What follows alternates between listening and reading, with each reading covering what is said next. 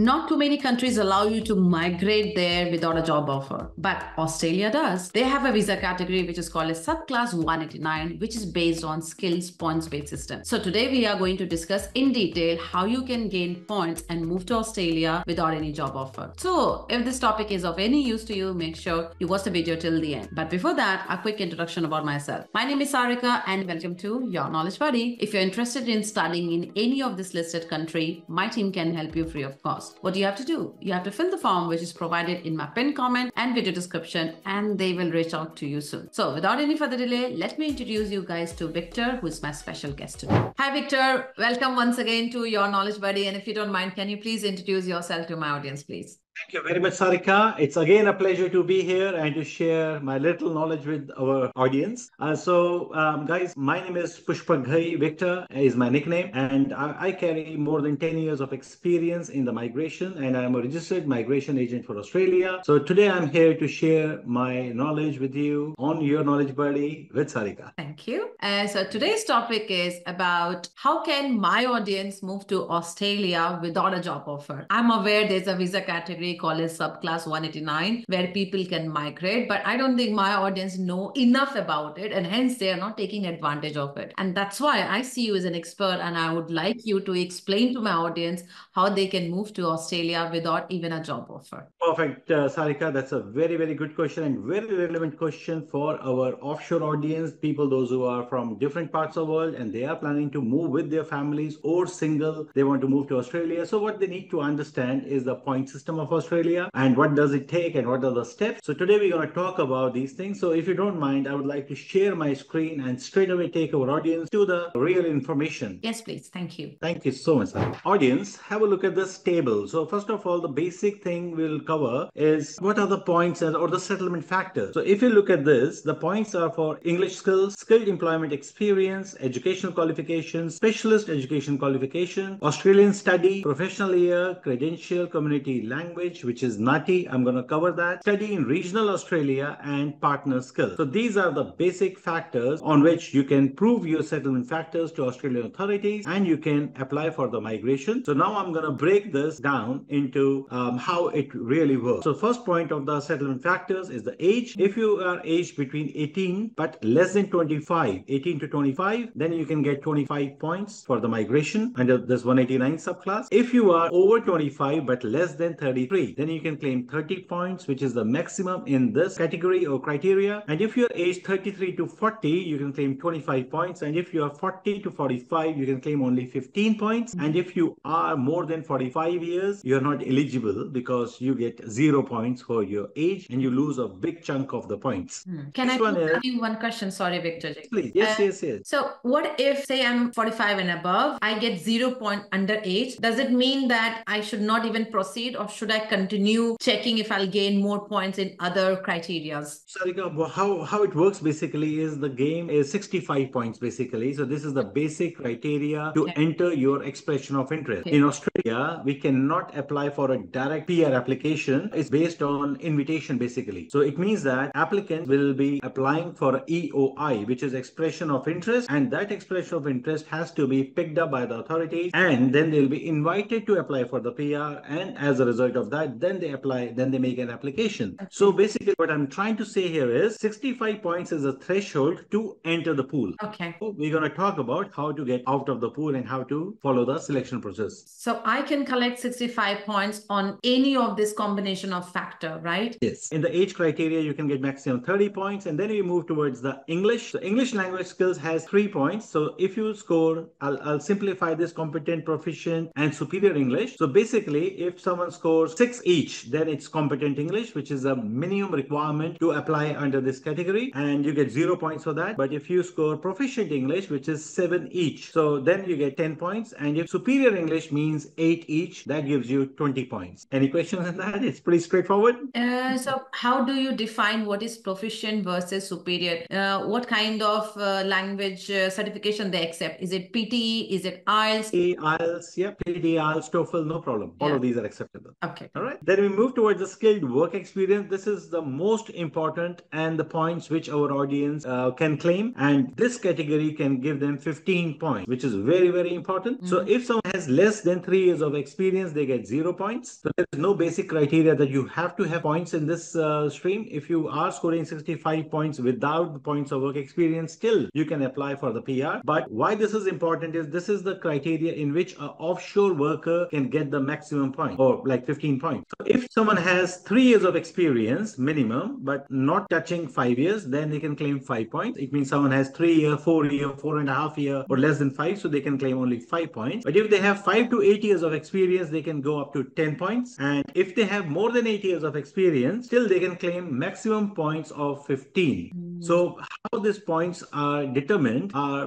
on the basis of skill assessment. So basically what we need to do is, as per the occupation, they need to apply for the skill assessment, and the skill assessment body will decide your education level and your experience level. So this is how it works. And then this is also a very important factor which shows that they are encouraging people, those who have local skills. It means people, those who have already gained experience in Australia. So it means they are good enough. It means they already have a job. They are not going to be a burden or a liability on the government and the authority. So Australian skilled work experience, pretty straightforward. Less than 1 year, 0 points. 1 to 3 year, 5 points. 3 to 5 years, 10 points. 5 to 8 years, 15. And if you have at least 8 years complete experience, then you get maximum 20 points. So this is based on skill assessment again and Australian work experience. And then comes education qualification. This is something which is pretty straightforward. If someone has a PhD, doctorate, they can claim maximum in this category, which is 20 points. But if they have a bachelor's degree or master's degree, they can claim only 15 points. If they have a diploma, then they can get 10 points. So basically, this is the point system basically for the qualification. And then we move towards the special education. If they have 2 academic years of education in Australia in a specialist field, basically,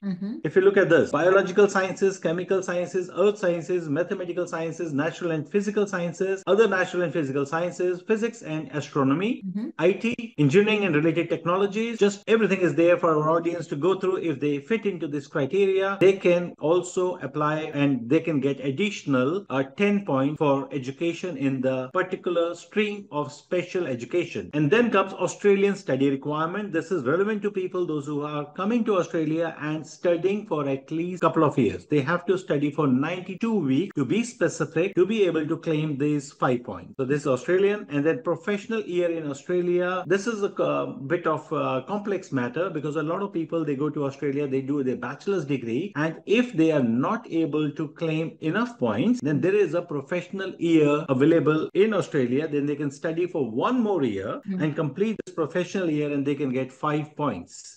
So this is here. These are the assessment bodies which I mentioned. So now I'm going to talk about community language. So there is a body called NATI, National Accreditation Authority for Translators and Interpreters. So NATI gives this 5 points. So what they have to do in any language, it could be Urdu, it could be Hindi, it could be French, it could be any language. Basically, they have to prove their abilities of reading, writing, listening, and speaking in these regional languages. So a lot of people, they do in Punjabi, a lot of people do in Hindi. So why this is there? Because Australia is a very multicultural society, very multicultural country. So they need people, those who are multilingual. They can act as translators in various government departments. So they give 5 bonus points if you are multilingual and you can speak a regional language and understand it better. Studying in regional area. So these 5 points are given to those people, those who are going to a regional area, low population growth area. And if they study over there, so these points are specifically kept to enhance or for the rural development of Australia, regional development of Australia where population is low. And then it comes partner skills. So it doesn't matter if you have a spouse or if you are single, both of you can apply. So both of you can demonstrate your settlement factors and your skills. So your spouse is a part of the application. They need to also demonstrate their skill, basically on the basis of age, English, and their skill criteria. Then, and they have to score at least 6 each to be of competent English. Then they can get 10 points.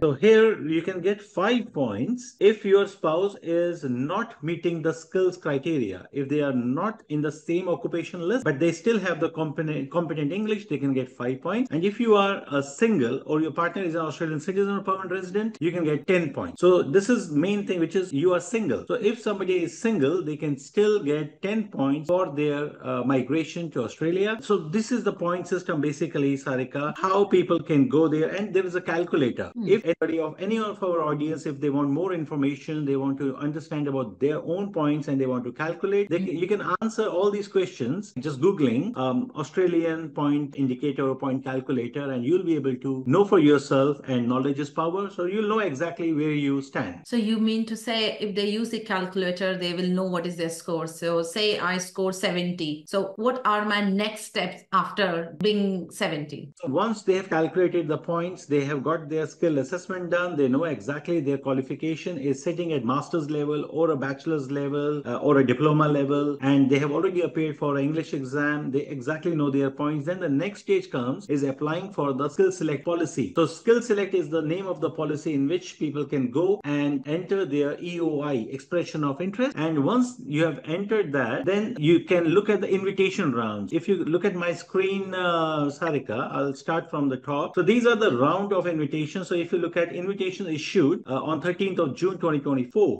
So this is how you can see 189 subclass, how many are issued, how many EOIs have been invited. So if you look at this round, 5292, that's a good number of EOIs which have been selected. And here we can look at invitation issued by occupation and minimum score invited. This is a very important thing because we want to protect our audience from the immigration fraud. And a lot of agents, what they do basically is they only tell you half story, that you can claim 65 points, then you should enter the pool. But here I would like to guide you that you can also look at entering into the pool is only half of the story. So here you can see, Sarika, these are the occupation and the subclass 189 minimum score, where you can see accountants are being selected at 100 points. Nice. So this is how you can see, like a lot of people say IT skills. If someone has IT skill, they can easily migrate to Australia. That's again half truth. You need to see exactly what you are. I'll give you an example of the IT skills. Say for example, computer network and systems engineer, as you can see here on the screen. So this is 100 points. Yeah.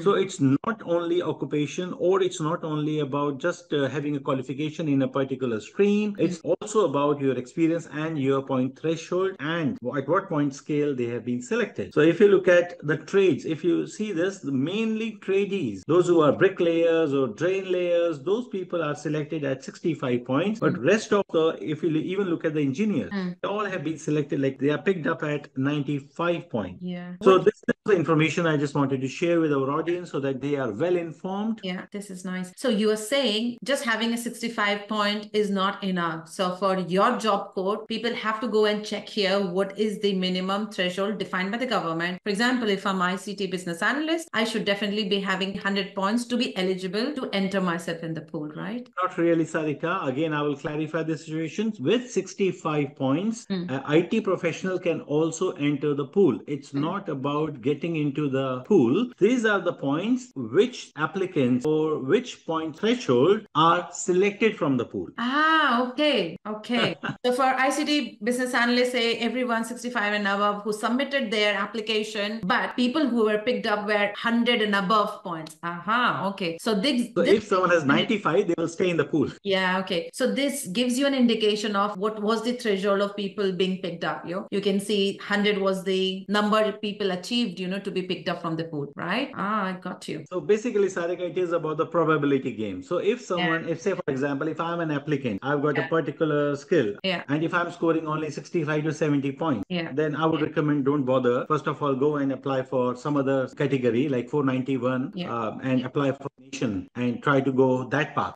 Don't worry about subclass 189. But if someone has 95 points and the last selection was at 100, still I will say, okay, there is good chance you can stay in the pool and you can try for 189 and don't really worry too much about the state nomination. Because a lot of people, they don't want to go and live in the regional area. So this is how it happens, Sarika. This 189 subclass visa allows people to apply independently for the PR. It means they don't need a job offer, they don't need this thing state to nominate them or a relative to nominate them or an employer to nominate them. So this is the beauty of this policy. So if someone is really good, like masters or a PhD they have done, and their age is also less than 33, and they already have 8 each in IELTS, and or maybe they have studied in Australia and they have 8 years of experience as well. So those profiles are very easy to meet this threshold of 100 points. But if someone is more than 33 years of age, or they don't have a PhD, or they cannot achieve 80, then they have to just rethink about their eligibility criteria, and they need to figure out what's the right approach for them, which subclass or which category is right for them. Because in this journey of migrating to a different country, it's very important for them to save their money as well as their time. Thank you very much, Victor Ji. I saw on the screen that the last draw was done on June, somewhere in June. So when is the next one? How frequently does it happen? It's every month they are doing selections. So yeah. Okay. So the last, it shows 13th of June. So maybe then Yes. July, it will be done in July. Okay, cool. Okay. Thank you very much for coming and sharing your knowledge, Victor. Is there anything else that we need to let our audience know about it? Sarika, I think this is about it. So at least we have covered and we have given enough tools to our audience today so that they are well informed. They know exactly where to start their journey and what are the processes in between, and where they have to decide and keep the option B ready. So if 189 subclass is not happening, then what's next? If 189 is not happening, they can look at other streams. Australia offers a lot of variety of streams. If you are not eligible in one, don't be disheartened. You have other options available for yourself. Thank you very much, Victor Ji. As for the guys who are watching this video, if you need any legal help from Victor and his team, just email me on yourknowledgebuddy@gmail.com and I'll put you in touch with Victor and his team. And Victor Ji, thank you very much for coming and sharing your knowledge. Thank you very much. Thank you very much, Sari. Thank you.